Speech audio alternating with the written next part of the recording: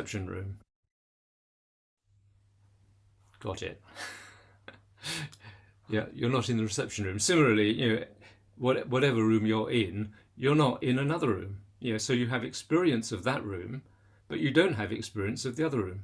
Yeah, so you could say experientially, your experience is empty of any other room, or indeed anything else which is outside of your own immediate experience right now.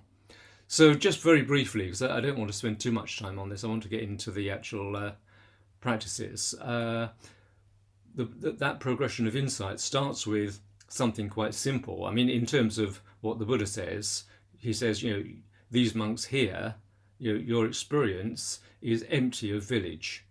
So the monks would have been into the village to, for their alms round, and now their experience is empty of village. And he just continues, first of all, he goes through forest, and then he gets them to just experience the earth element. And each one of these is a meditation in which you're supposed to go very deeply. So there is just that. So there's just the earth element.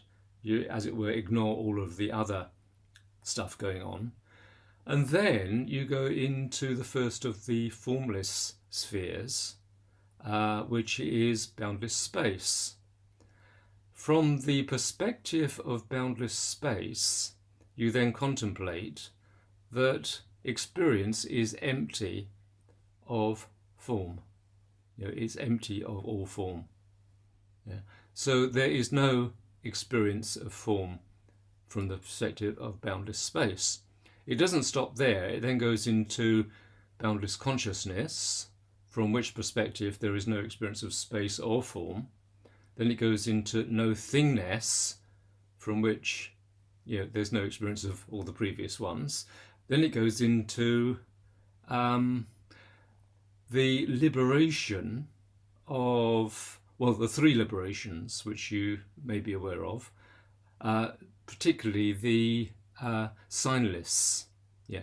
From the perspective of the signless, you're also implicitly in these three go together. So you have the emptiness and the I always forget the English for this. The apranihita. What is it? It's the directionless. The directionless. Yeah. So it's like those samadhis are present. In a way, you could say these are the ultimate experiences you can have in terms of any experience at all. Yeah, anything outside of that, you could say it just wouldn't be an experience. So this is as far. I mean, the way I think Sangharakshita has talked about it is that that as far as you can go in terms of what you might call samsara, in terms of ordinary experience. These very, very kind of elevated samadhis are still, they themselves are empty. Yeah. So the final step is where you notice that even the signless, the directionless, and the emptiness samadhis are constructs. They are actually constructs, and they are actually impermanent because you can't dwell in them all the time. If you were dwelling in them all the time, you wouldn't be able to eat or do anything else. So they're not permanent. At that point, you realize, in a way, there's nowhere else to go. There's nowhere else to go. And the ultimate emptiness, which then arises, or doesn't, depending on how it goes, the ultimate emptiness is nibbana. The ultimate emptiness is the awakened state itself. And the awakened state is unformed. So in one of the suttas, now where is this one? I think it's in the Udana. It's a very famous one where the Buddha says there is, monks, an unborn, an unbecome, an unmade, and unfabricated. And if it wasn't for those, if it wasn't for that unborn, unbecome, unmade, unfabricated, there would be no escape from what is born, made, become, fabricated. So I expect all of you are familiar with that. So the last term is Asankatang, which is not formed. That is are not formed. Now, what is it? Sagramati very clearly made the point that it's not a thing. Emptiness is not a thing. Similarly, nibbana is not a thing. Awakening is not a thing. And these four qualities are pointing to that very fact. What you're left with is what is unformed by any sanskaras, by any mental events. So this is the point. The unformed is simply what we're experiencing now, without all the stuff we're adding on mentally. And when that is seen, when all of that is seen through, that is a true experience of emptiness in the ultimate sense. So, I mean, that's a very quick run through, and I imagine that raises lots of questions, but I'll leave that. If you have particular questions, you can always email me. So, basically, we do have emptiness prior to the Mahayana, and I think this approach to emptiness that you find in the shorter Shunyata Sutta makes sense, or you can make sense of that section of the Heart Sutra. As Sagramati said, it's not actually a sutra. In fact, it seems it was the whole thing is a dharani. In other words, there were lots of these being formed from content of sutras in China back in the day. And the Heart Sutra, or what we now call the Heart Sutra, happened to become a particularly popular one. But when Huansang was making his journey to India, he was constantly reciting the Heart Sutra. In other words, this that we have in the Chinese version, he was constantly reciting it to protect himself from brigands and demons and all sorts of other obstructions. And obviously it worked, because he got there and he got back. There you go. So the whole thing, this is one of Jaya Rava's contentions, the whole thing is actually a dharani, not just the mantra at the end. Anyway, enough of that stuff. I want to just give you a brief kind of outline of what I'm going to attempt to do with you this morning and tomorrow morning. So, first of all, we're going to just spend some time getting into our experience, getting into the body, just getting into the sense fields. And the approach I'm going to take is experiential.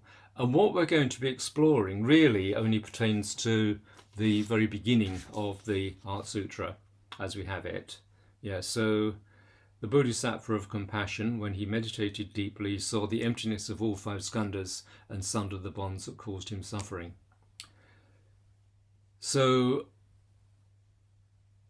seeing the emptiness of the five skandhas is equivalent to seeing the emptiness of self. That is to say, self as a substantial, truly existing, separate entity. So we're going to be looking into the five skandhas in that respect. We're looking for a true self, or any sense of there being a real me here. So this feeling that there is a real me here, or rather the imputation of that feeling, is known as the personality view or the self view, Sakaya Ditti. So the personality view is that there is such an entity here, and how we get that imputation is by projecting it onto experiences which are categorized within the five skandhas. So we might think, well, I am the body, or I am the mind, I am the thinker, or I am the thoughts, or I am the six senses. So what we're looking into is basically, can we find that apparently truly existing self-entity, and crucially that separate self-entity that we feel ourselves to be. I say crucially because it's the sense of separation which is the underlying cause of dukkha.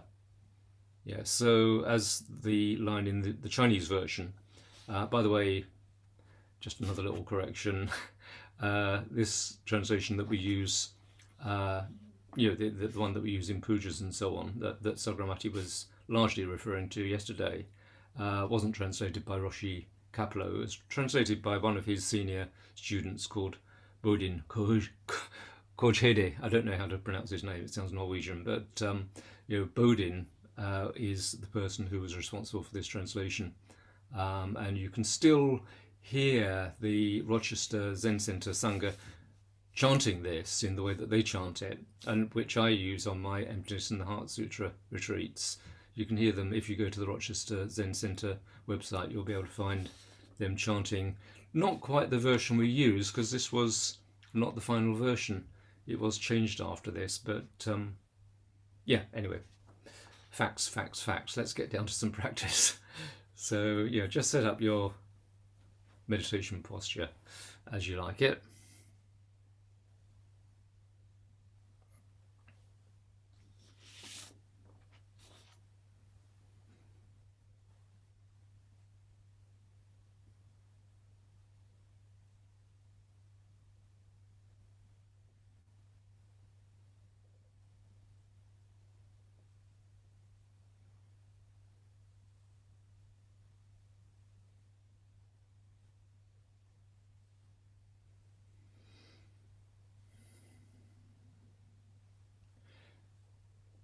So just to sort of let go all of that conceptual stuff that I've just been pummeling you with, just sit, don't do anything, don't try and go anywhere or achieve anything or exert any particular effort other than the effort to just sit here.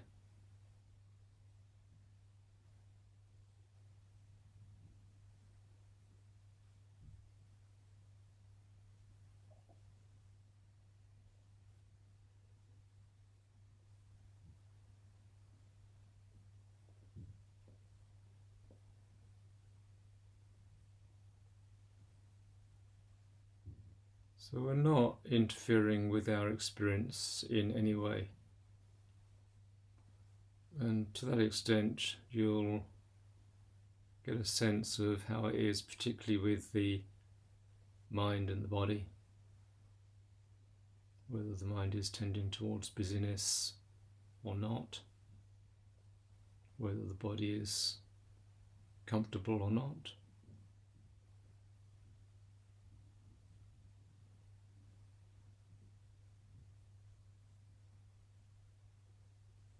There may even be very little sense of the body because the mind is dominating everything that is possible.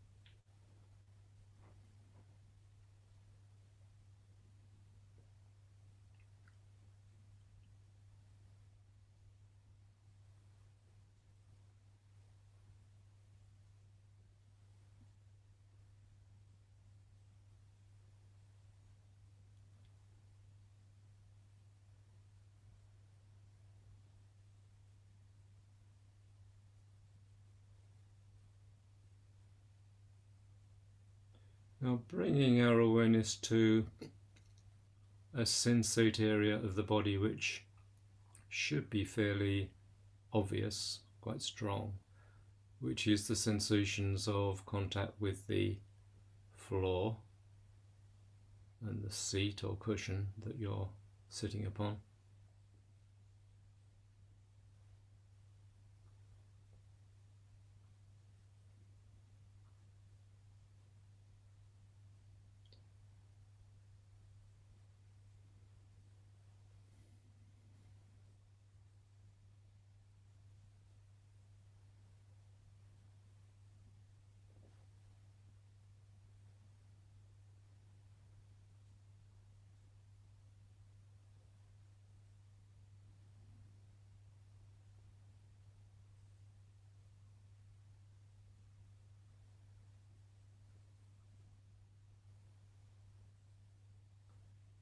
Let your awareness be really in those sensations,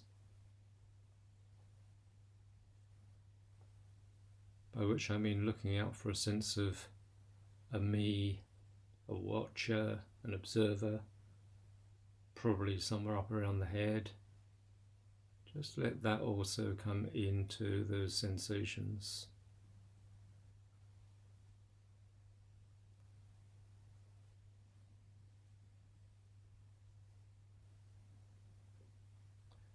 And of course, this is also a way of letting the mind begin to settle.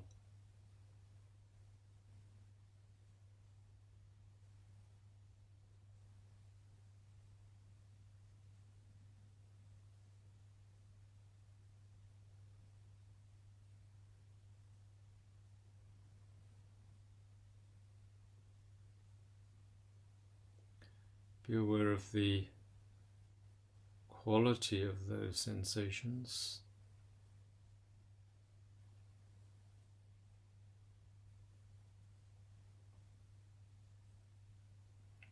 Are they kind of alive, vibrating?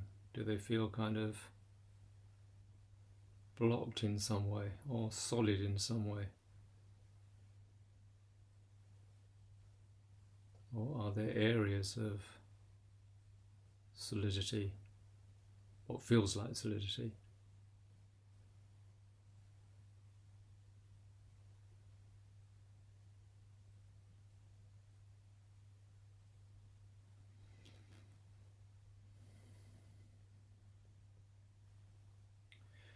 Okay, now bring the awareness to the whole upper body. If possible, have a sense of opening to it from the back. So we normally tend to live from the front edge of our upper body. So if you bring the awareness back and then open from there, it can give quite a different sense, a more balanced sense of the upper body.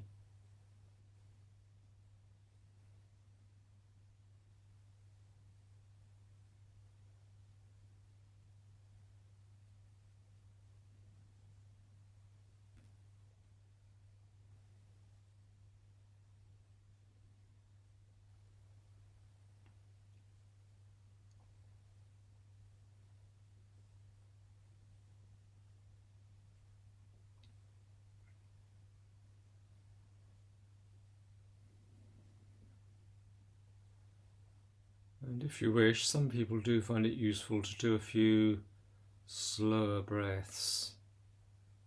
So with a slower in-breath and an even slower out-breath.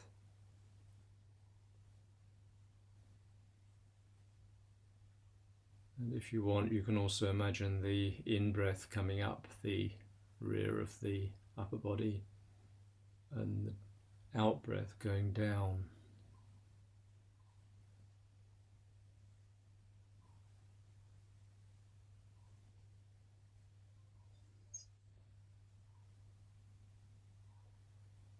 So this is slow breathing rather than deep breathing. Just a few rounds of it.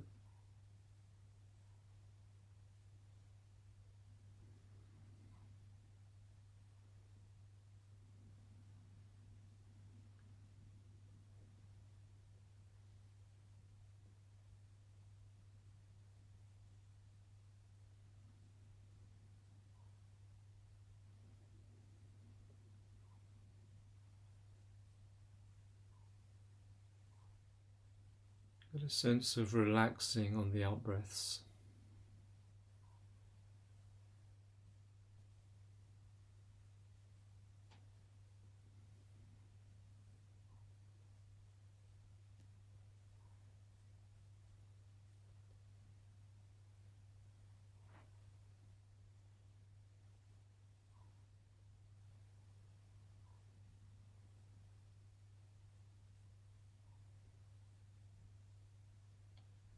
And then on one more out-breath, just let go of the breathing itself in the sense of letting it look after itself.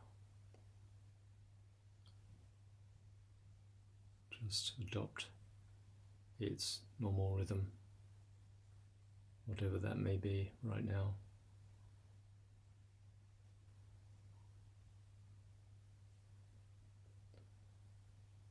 And sit with a sense of the whole breathing body.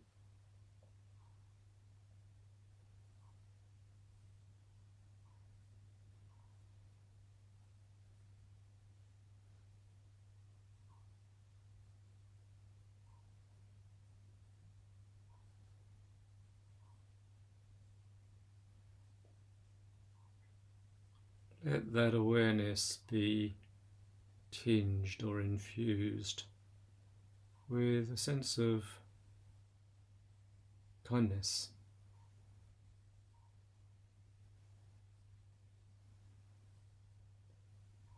By practicing meditation, by practicing the Dharma, we are already expressing kindness towards ourselves.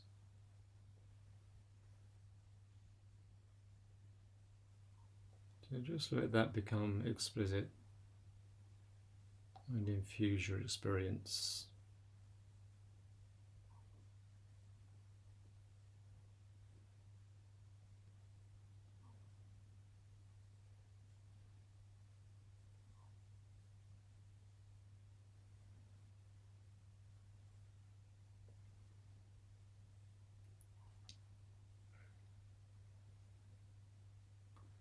And be aware of whether the mind is more settled or unsettled.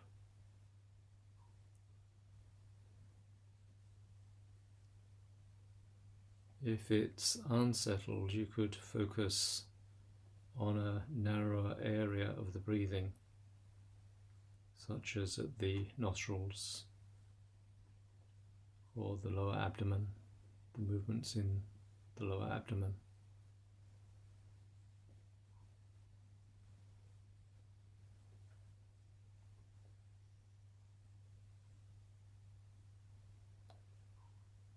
And you could use counting the breaths if that would be helpful.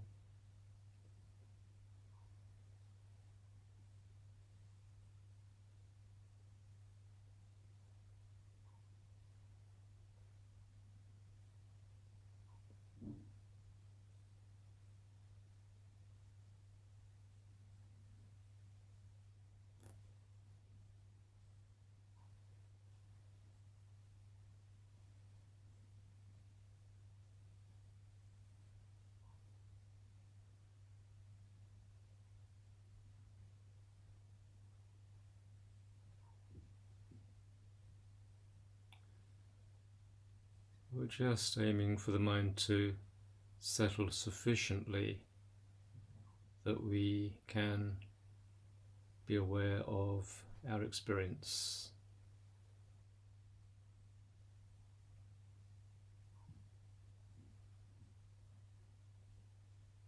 Be present in our experience.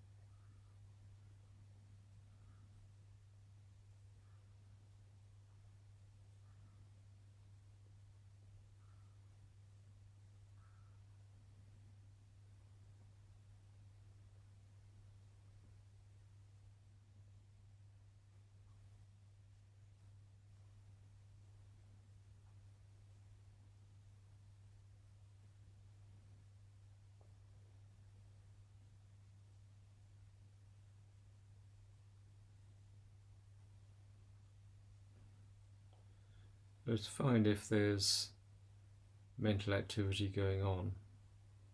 It's simply the distinction between proliferating thoughts and more background thinking, which we're not particularly buying into or investing into.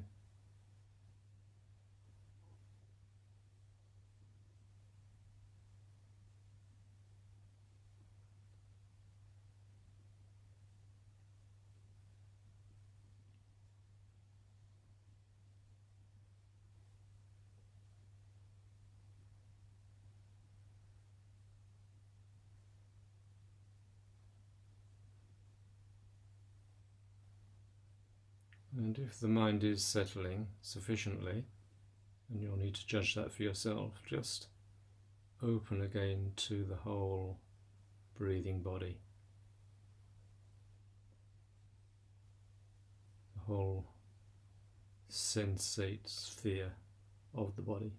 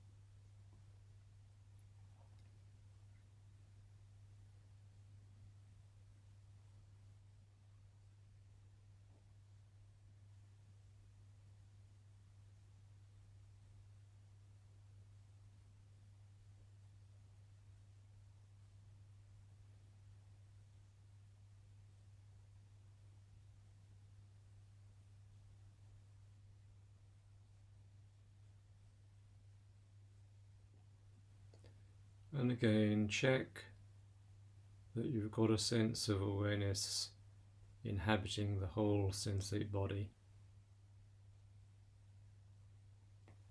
rather than the location of awareness being somewhere probably around the head, where the sense of me might be.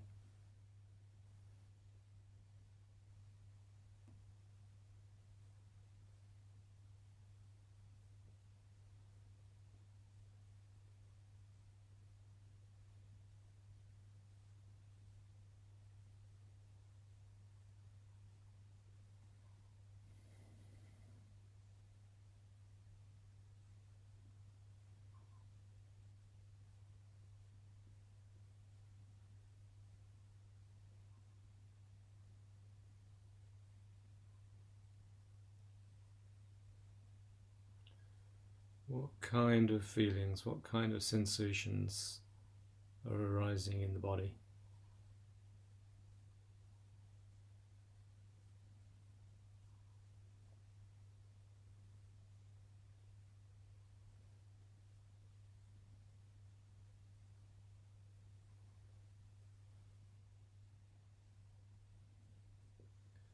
And apart from what you might think of as physical feelings, notice whether there are any sensations which have an emotional tinge in the body.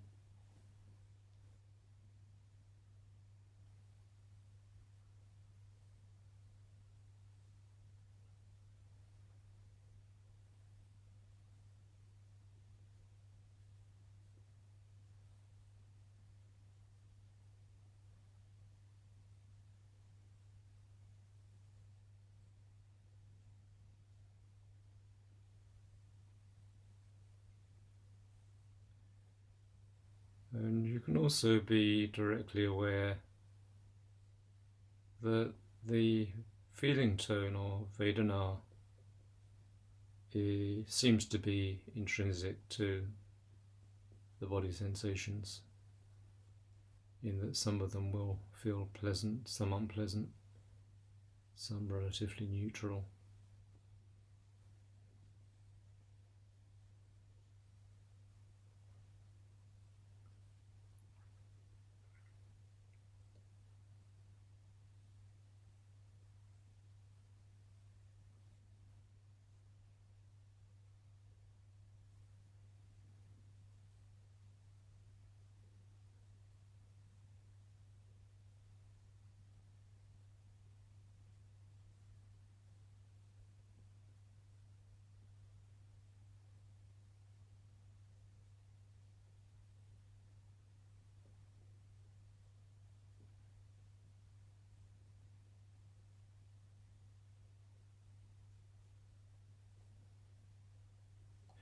And disregarding what's going on with the mind right now, notice that you're probably aware of all of the so-called body senses. So we're already focusing on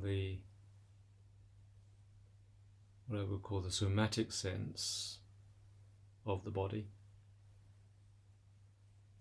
the actual sensations.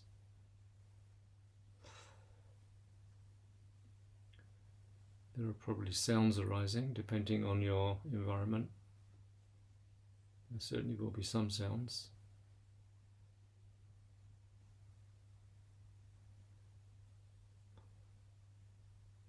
And sights too, even if your eyes are closed. There is visual input, visual arising.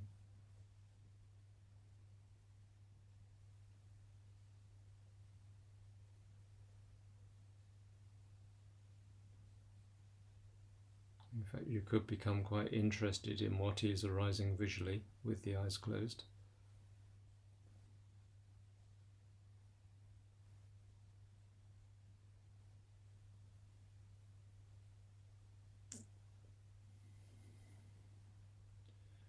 And to some extent there may be smells and tastes. Probably not an awful lot going on in those senses when we're sitting in meditation.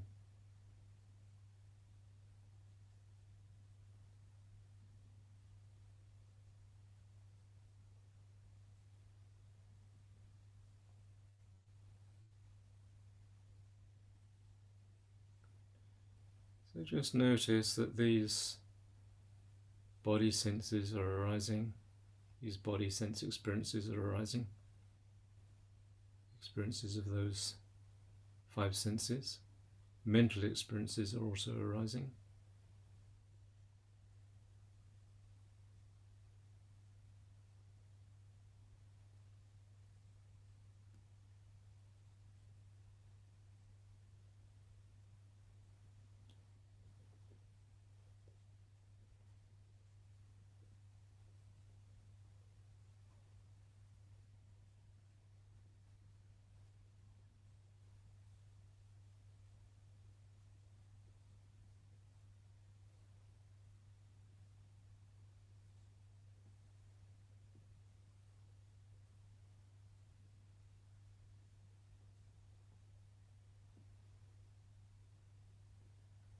All of these are what we mean by form.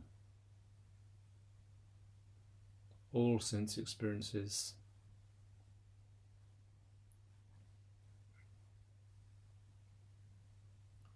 including the mental forms as thoughts or images which are arising.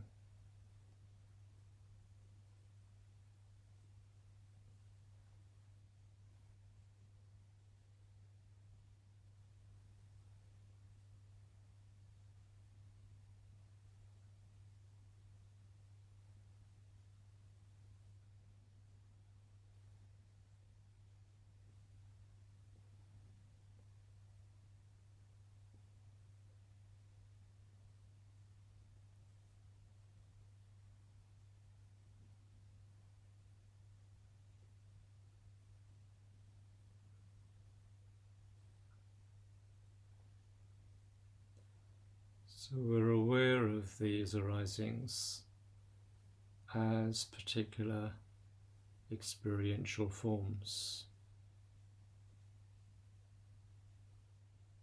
like the visual form of the inside of our eyelids,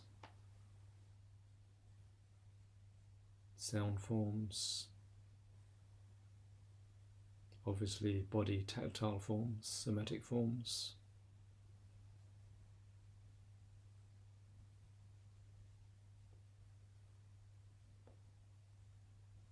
and so on.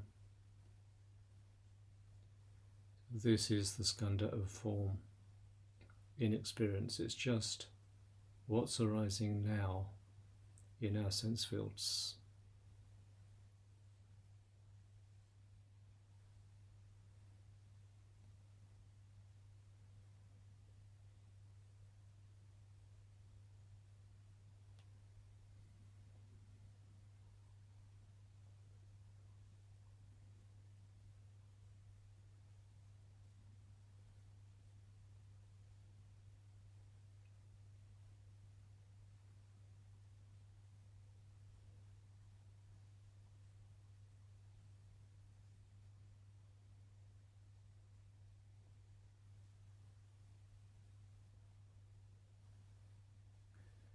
So you're kind of just sitting again, but with a sense of being aware that this is the experience of form.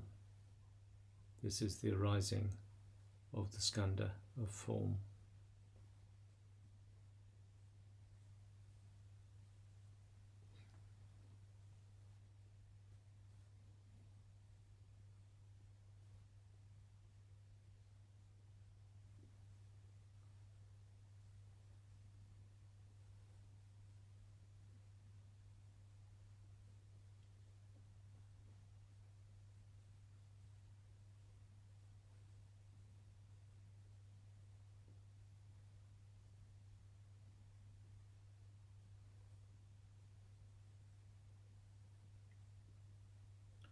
And there's no particular need to stay with that label form.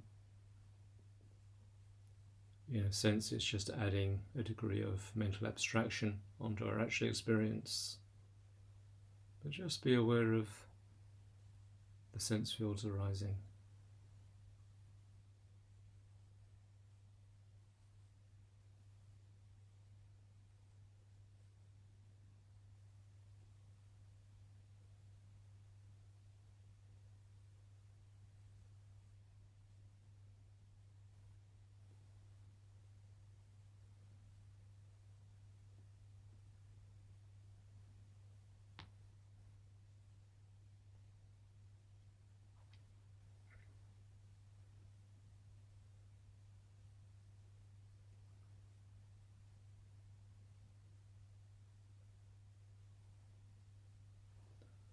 So we're already virtually just sitting, but just relax any sense of doing anything or making anything happen. Just be open to all this happening of itself.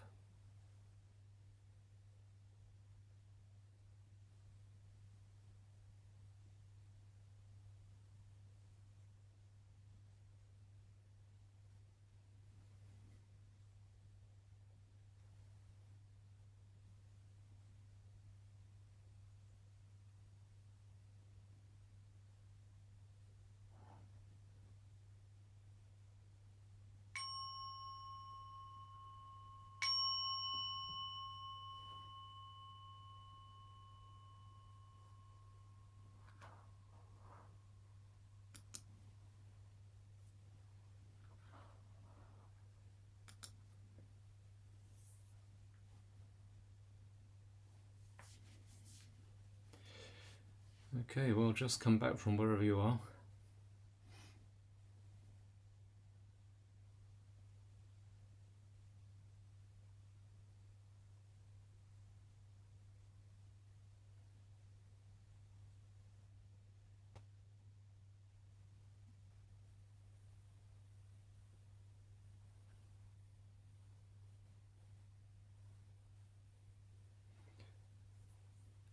So we've got the first skandha in view. Yeah, so hopefully it's pretty clear what that is referring to. And now we're going to look to see how that relates to the sense of self. So it may already be evident. It may all be obvious that I already referred to that sense of me experiencing this, and usually a sense of me around the head somewhere. I am the experiencer, and that sense of I can also be experienced as a kind of observer of experience. So what we're going to do with this contemplation is just look into our experience and quite simply, I hope, see whether you can find any trace of this supposed substantial me in that experience. It's possibly, in fact probably going to be the sense of the experiencer, but that itself needs to be gone into. We're looking for what is that experiencer? Is that experiencer a me, or is it just another sense arising? So before we go on and do that, are there any points, questions, or observations about what we're actually doing? Do unmute if you're online.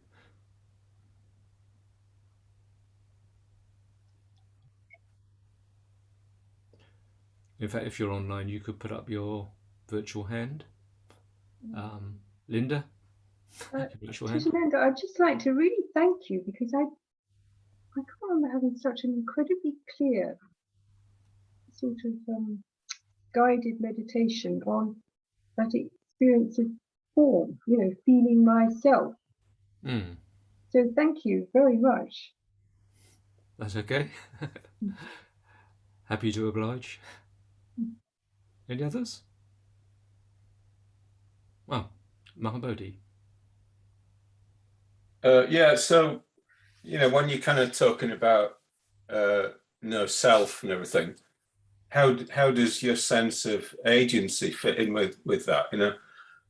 So obviously, we are agents, aren't we? So we need to maintain a sense of our agency in life. So how does that fit in with what you're saying? Well, I'm not going into that because it's another skandha. So I'm going to go into these one by one. We're just concerned with form at the moment. Probably agency comes in around the fourth skandha, of mental formations. But the short answer is it arises conditionally. There is a sense of agency, but there's no truly existing, separate, real entity that is the so-called agent. There is definitely a capacity to to do things, but what you're imputing is that there is an entity doing it rather than it's just arising conditionally. Anyway, we'll come back to that, Mahabodhi. Yeah, I'm not imputing that at all.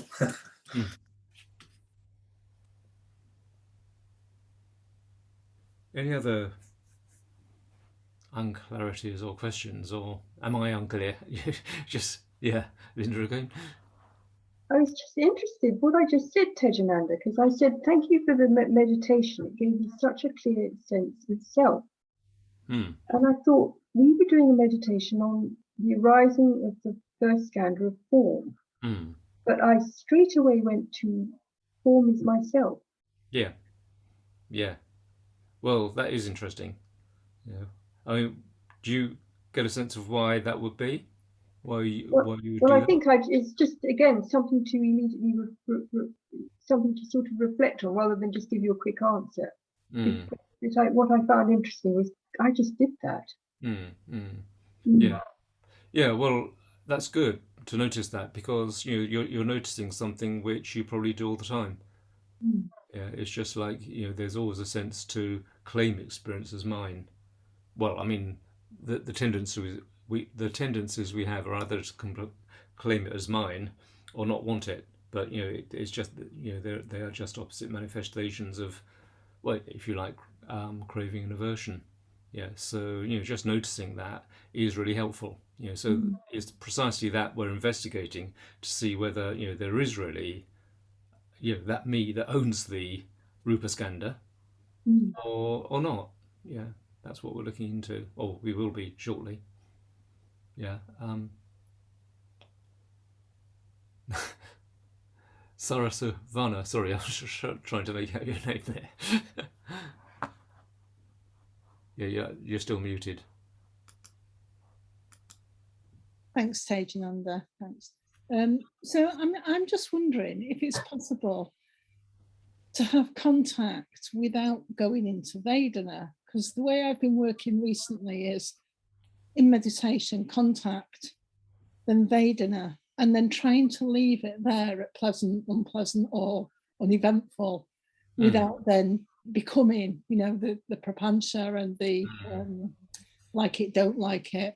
Yeah. But I was just wondering the other day, is it possible to just have contact without Vedana? Yeah, well, in principle it is because Vedana is something we're adding on to, if you like, the bare experience. Yeah. In practice, I've never found I've never found it possible. I wondered about that theory Yeah, in yeah, practice. yeah. So yeah, I mean, in principle, I mean, it is very clear that there are just various. You could say there are just various intensities of sensation Mm, to which we're imputing pleasant, unpleasant, and neutral. mm, Yeah, but generally speaking, um, I don't. I mean, when the Buddha taught Bahya and said, in the seen yeah, there will be just what is seen, yeah, and so on. He was pointing to that, but whether it is actually necessary to get that, I mean, because we will be looking into Vedana in its own right. Yeah. okay. So whether it's necessary actually to get if you like, pure sensation without the Vedana, rather than just noticing that the Vedana is something that we want to get. Yeah. Oh, we're getting all echoey for some reason. Yeah, without that being something added on. Um, yeah, that might be the most important thing from the point of view of getting the insight. Yeah. Well, at least I believe it's karmically neutral, so that's Mm. something. Mm. Yeah. Yeah. Okay. Good. Thank you. Right. That's a pleasure. Any more?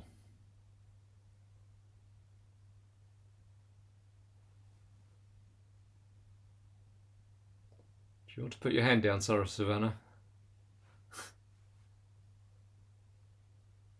Tell me you how. You don't know how. Okay. Come Just on. do what you did before, but in reverse. Okay. Yay, lower hand. Hey. Thank you. Well done. Okay. So let's just sort of continue from there. Just get back into the sense of rupa, and then start looking for this me entity, um, this separate me. This experiencer me.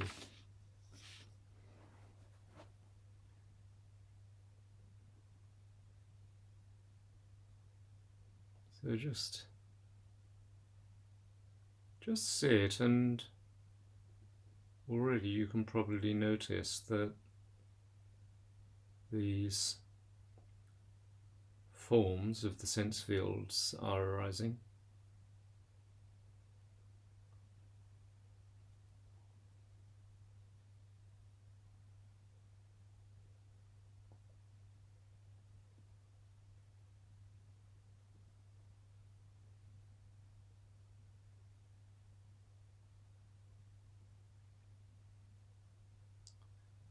So the body,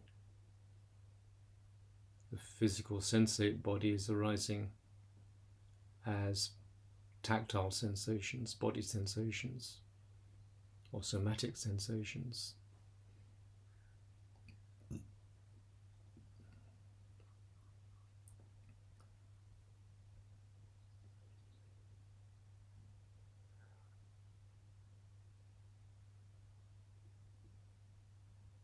And the same with the other senses, sounds, visual objects. It can be interesting to do this with the eyes open.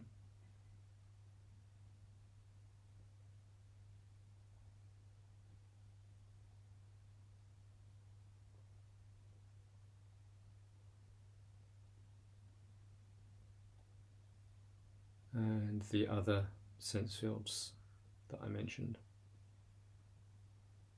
including the mind, mental forms.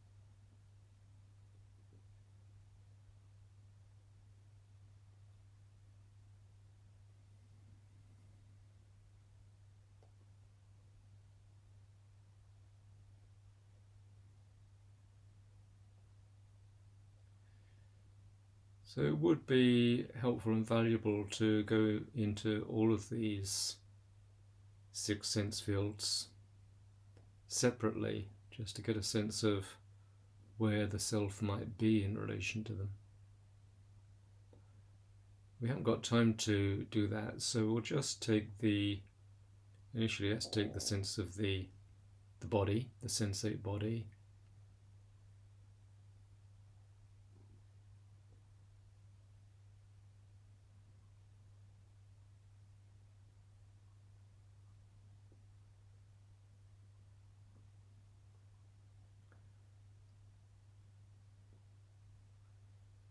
Notice first of all that the sensate body is just sensations.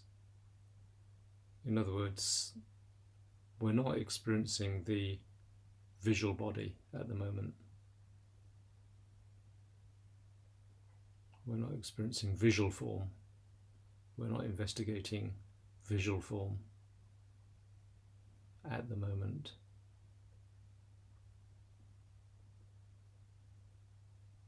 And if your eyes are closed, then visual form of the body is simply not there.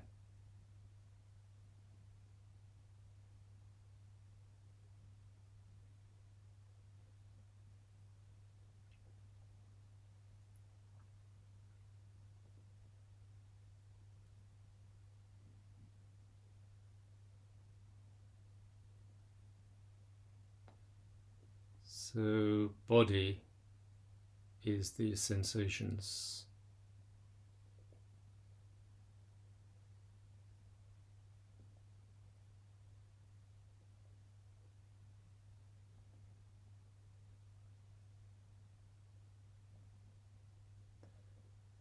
And we'll go into the Vedana, the feeling tone, shortly, but for now just notice the sensations as they are. Notice how very short-lived any given sensation is.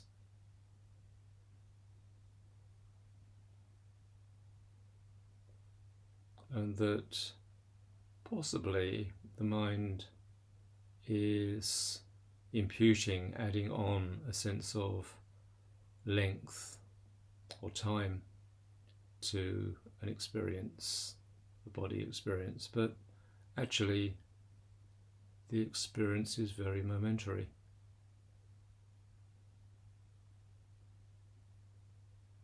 And you can perhaps get this most clearly if you focus in on the most evidently tingly kind of sensations of the body.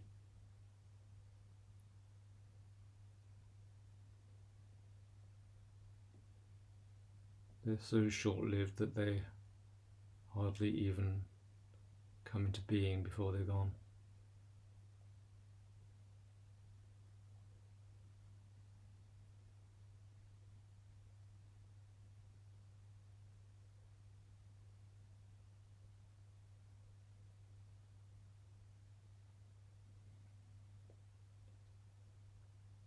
So taking this in,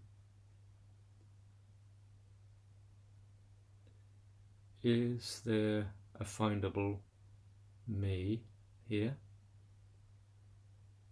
Is there a findable me who is doing these sensations, or a me who's experiencing these sensations?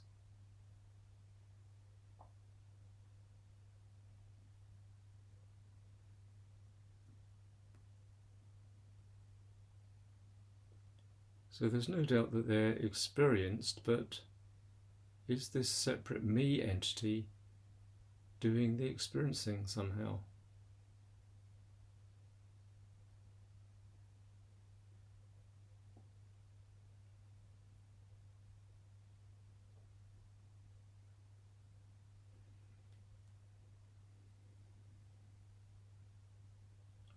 Is the concept of a separate self-entity necessary for these sensations to arise?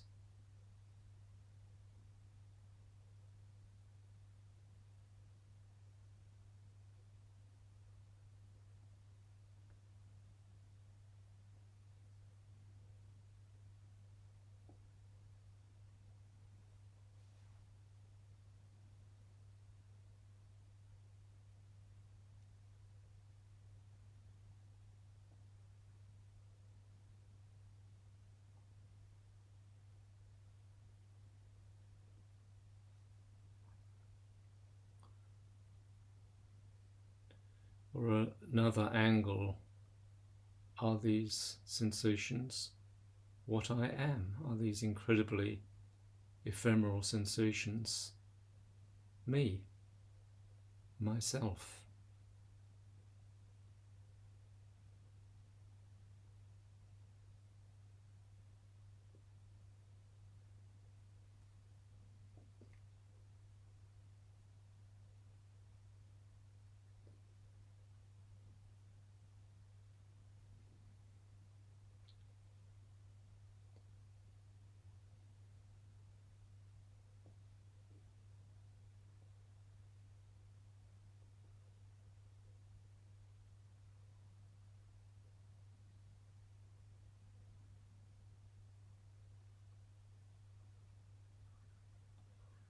And if you're kind of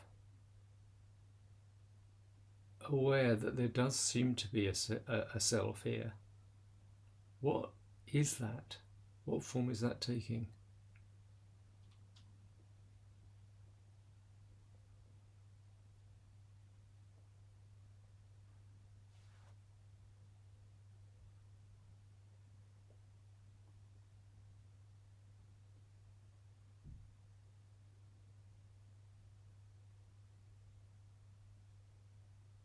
Is it a feeling? Is it a thought? Or an image? What is it? This sense of the me, the self, who's having these experiences of the sense fields.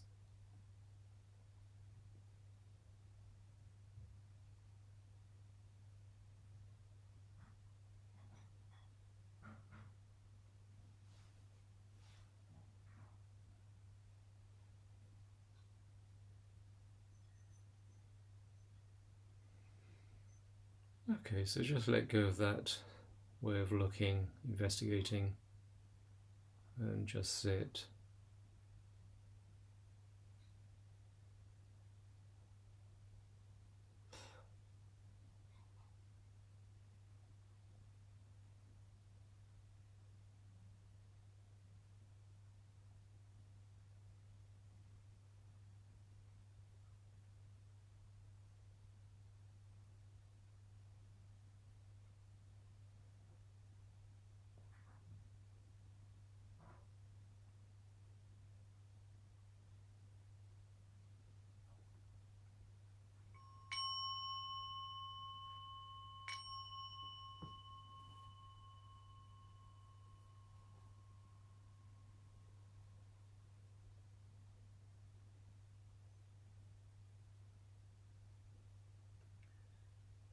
Okay, so what did you find?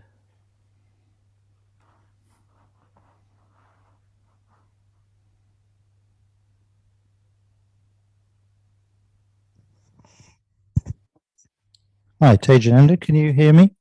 Yeah, who's that? Hi, it's Sila Bodhi. I'm not Hi. sure whether I'm on a camera or not, but no matter.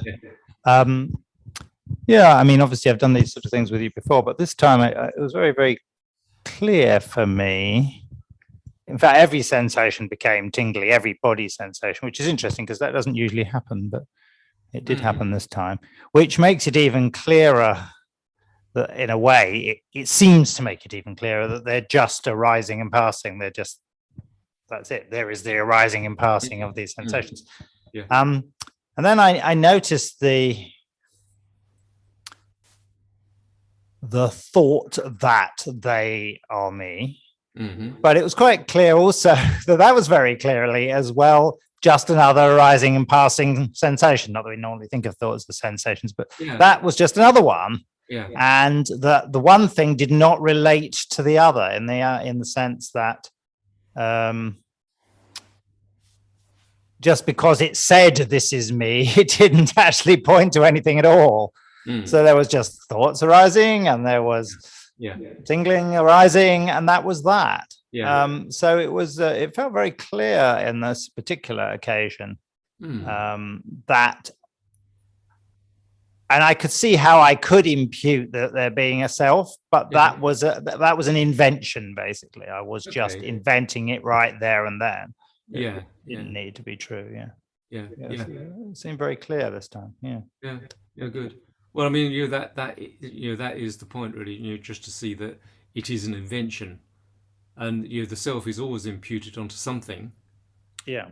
By something. Well, it's always imputed by the mind because nothing else can impute but the mind.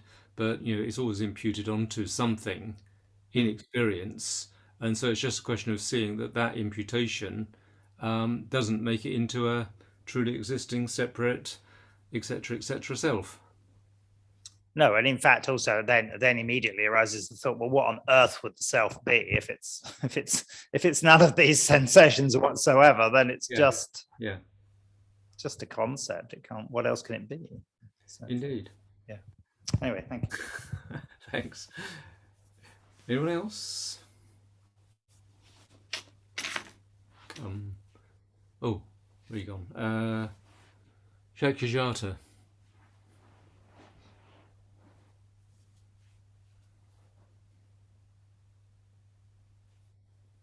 I found it clearest when there was an unpleasant Vedana, an unpleasant experience. Yeah. Because, well, what I noticed, with your guidance was how the sensations come and go incredibly quickly. Yeah. Those body sensations are very, very clear to me. I find it fascinating that you can actually tell the difference between one toe and another. You're on one toe 1 minute, you're on another toe the next. But it was interesting about the unpleasant Vedana because I get what I think of as a persistent pain in my neck. Yeah. But I noticed that actually it's just a sensation of pain coming and going. Yeah. And that when it's only momentary, but when it's going, it's not there. Right. Yeah. Yeah. So what I'm calling a pain is a sort of rapidly shifting experience. Exactly. Yeah. But there is a tendency to think of that as mine, my pain. Yeah, indeed. Yeah. I mean, we're going to do a little one on Vedana in a moment, but yeah. So we conventionally we say I've got a pain, but it's like where's the I that's got it? There is a pain. Well, I mean, on the level of Vedana, there is a pain. Or on the level of form, there is a certain intensity of experience which the mind is calling pain, but it's only there momentarily. The moment of pain that just passed is already gone. All of the previous moments of pain have gone. All of the future moments of pain haven't arisen. So there's just this immediate experience. Anyway, Amalachita. Thank you. Sorry, Mahabodhi, you might have been next. It was. Okay, I'll go. I got a little bit caught up in, is there an experiencer? Yeah. And not wanting there to be an experiencer, and yet I couldn't make sense of it without. Can you help? Yes, well, I mean, I guess the thing to look at is what you just said in terms, I couldn't make sense of it without. Yeah, in other words, when we say I can't make sense of it, we mean we can't figure it out mentally. So, that's why with this kind of inquiry, we need to, we have, if you like, a line of inquiry in mind, but that inquiry is looking for the supposed self that has it. Yeah. Yeah. So, I mean, don't try and figure it out. Try and find what seems to be the self, and then what is it? Yeah.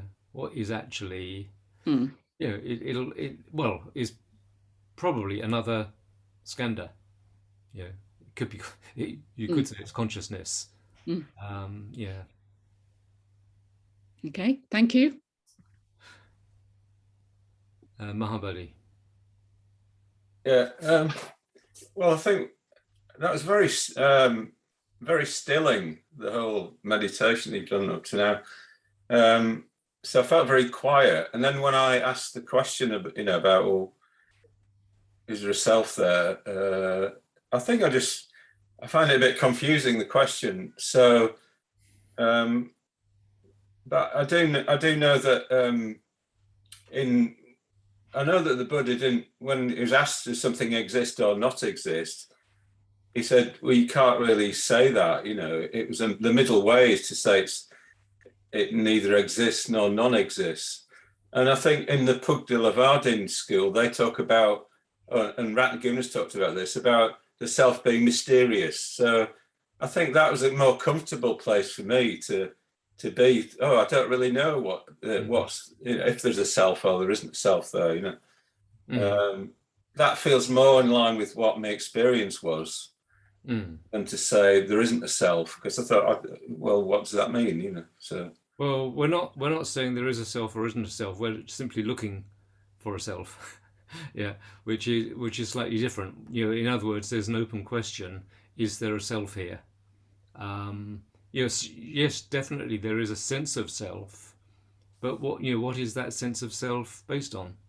Yeah, so we're looking into, fundamentally, we're looking into that sense of separation, which causes us to crave and avert and causes dukkha. Yes, and we're not going into metaphysics. So the Buddha was very clear when somebody tried to ask a metaphysical question about that. He just refused to answer.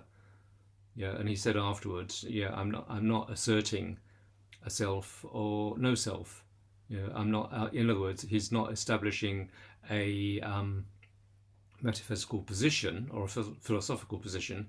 He is asking us to look at our experience and see what we find. I suppose I looked at my experience and that's what I found. There's neither a self nor not a self. Okay, fair enough. Okay. Linda? I'm just thinking, Tejananda, what a pity that as human beings we constructed a sense of self, because there isn't a self, but we conceptualize the sense of separate self that causes dukkha. Yeah. Well, I guess it's a pity. Lots of things are a pity, aren't they? But we that's what we do, and it does lead to dukkha. From another point of view, it doesn't matter whether there's a self or not a self. But what we need to see through is, I think the crucial term, which I haven't mentioned so far, is that the skandhas are usually referred to as the 5 skandhas of grasping. So it's something that we're grasping onto, and we're grasping onto it with a sense of I have that, I want that, and of course grasping also includes aversion. I don't want that. Yeah, so it's just like that. That's really what we're looking into in terms of the skandhas. They are the skandhas of grasping. Yeah. So is there somebody to grasp onto this, or is there just this very ephemeral experience? Is the basic question. Anyway, could I say something, Tejananda? Yeah. If you could see me, it's Surika. Oh, I see you. Yeah, I noticed that what I got interested in was that I started through those guided meditations, reflections. I just noticed that the result was I feel lighter, and I mean these are just words. I feel lighter. I feel softer. I feel more open. To well, just say the people in the room that I'm with at the moment. So I was just thinking, for me, it was. Yeah, that's what I got interested in was, it's changing my perception of the world around me through those reflections. Yeah. And it feels, it feels positive. It feels lighter. I feel less, like as if less that I need to defend something of myself. So I just wanted to share that. Yeah. Yeah. Thank you. I mean, that's really great. And I mean, bringing out that, yes, those are the consequences of seeing more clearly what's actually going on, and there is this sense of openness in which stuff is happening rather than always clinging on to it with the sense of an I who somehow owns it or is involved with it. Now we've only got 5 minutes left, but I'd just like to just sit for 3 of those 5 minutes with a sense of the Vedanas. And you can continue this in your own practice, of course, just to get a general idea of, if you want to pursue this, how to do so. So just sit as you are, or set up your posture. And we'll just continue to focus only on the body, the tactile, sensate body.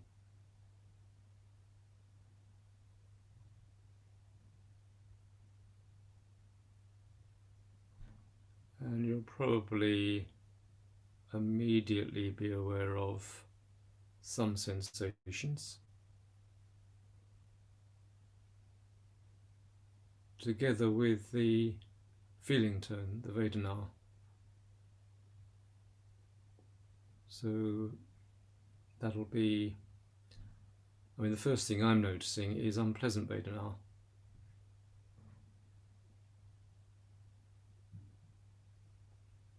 And then I just focus into another part of the body, and there's quite pleasant Vedana. And then there's a load of stuff going on which is in some ways so faint or so neutral as not to be pleasant or unpleasant.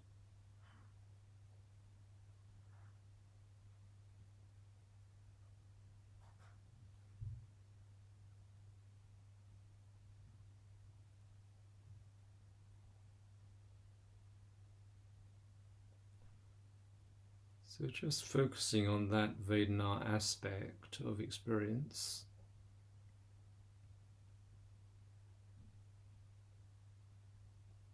Is there a self doing it? Like, for instance, why would a self want to produce unpleasant Vedanas? Surely a self would want to only have pleasant Vedanas, or neutral ones at worst. So is there a self doing it?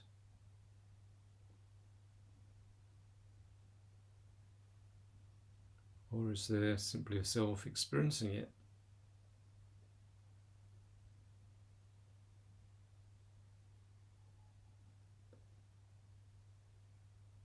If there was a sense of a self experiencing it, how would that differ from consciousness?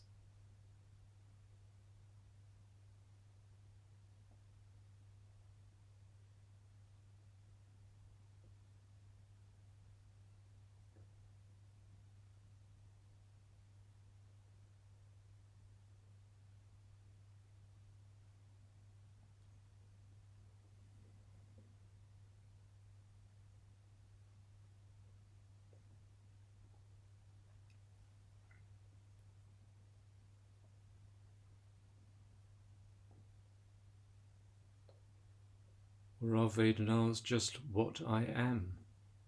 I am pleasant, unpleasant, and neutral sensations. Is that what I am? Does that hold up?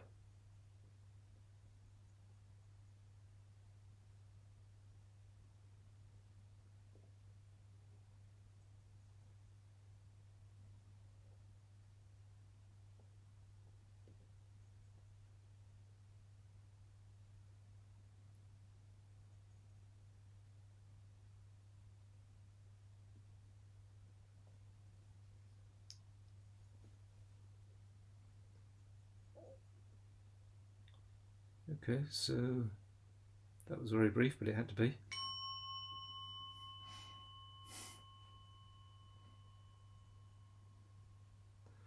So I won't ask for any impressions on that because we just don't have time, but it's something that you could continue to explore. Ideally, if you do have time, during your meditations for the rest of the day and tomorrow morning, look into this a bit further and see what you find. And hopefully tomorrow we'll have time to look at the other 3 skandhas.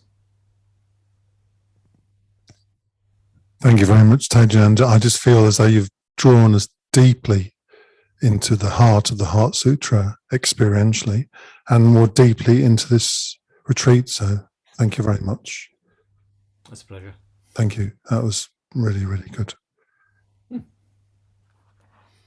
What I will ask you for, Tejananda, is you can email me the references for the lesser and the greater Shunyata suttas, so that I can put it in the chat box for people to look up. I think those are two really important suttas. That's right. Which give kind of a clue as to what Shunyata is actually being pointed towards. So that'd be great. So we'll see you again tomorrow at 10:30. Sure. And for the rest of us, we will continue at 4:00 with Dharma Karunya leading us through the Heart Sutra chanted in Sanskrit. And I'm sure some reflections as well. So thank you very much once again, Tejananda. Should we give him? Yeah, hooray.